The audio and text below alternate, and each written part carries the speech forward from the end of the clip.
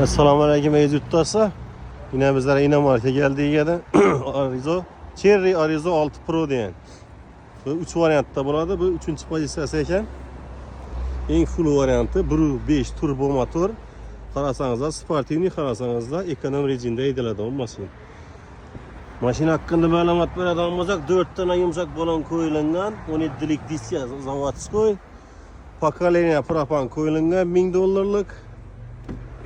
Maşinin rulları 4 sideniyesi hem arka elde hemmesi kızadan.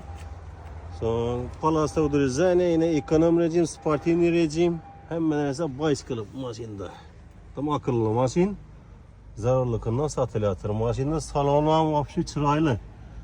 Maşinde özünem gep yok eken bana. Yine Centra'dan Cobalt'tan içler hem giyin, özü hem giyin eken bunu. Yine arka tarafından görünüsü. Sayı maşine eken.